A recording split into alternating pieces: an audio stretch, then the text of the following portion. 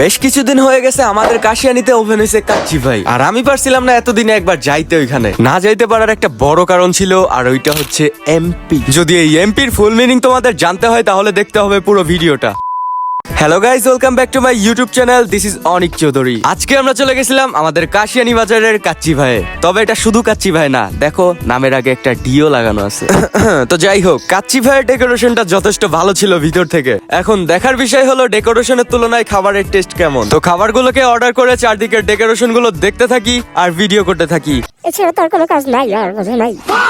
তো তারপরে বসে পড়ি টেবিলে এবং ওয়েট করতে থাকি খাবারের জন্য। কিন্তু এদিকে খাবারের কোনো খোঁজ নাই, আর অন্যদিকে আমার ছোট ভাই খাওয়া শেষও করে ফেলছে। তো তারপরে আরো কিছুক্ষণ ওয়েট করতে থাকি আর দেখতে থাকি টেবিলটাকে, আর দেখতে দেখতেই চলে আসে আমাদের টেবিলে সেই কাঙ্ক্ষিত খাবার, যেটার জন্য এতক্ষণ ধরে আমরা ওয়েট করতেছিলাম। কিন্তু ভাই একটা মজার বিষয় হচ্ছে কি, কাচ্চি ভাই কোনো কাচ্চি ছিল না। তো কাচ্চি না থাকায় আমি অর্ডার করছিলাম মোরগ পোলাও এবং আমার আম্মু অর্ডার করছিল মোরগ পোলাও। ভাই এই মোরগ পোলাও কি শুধু মোরগ দিয়ে বানায় নাকি মুরগি দিয়েও বানায়? আর মুরগি দিয়ে মোরগ পোলাও মানে মুরগি দিয়ে মুরগি পোলাও, মুরগি পোলাও।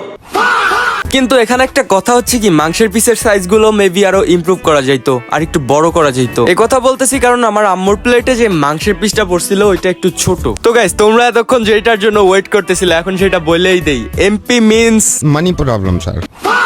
তো যাই হোক, তারপর আমরা খাওয়া দাওয়া কমপ্লিট করে চলে যাই বাড়ি। দেখা হবে তোমাদের সাথে নেক্সট ব্লগে। ততক্ষণের জন্য সবাই ভালো থাকবা, সুস্থ থাকবা।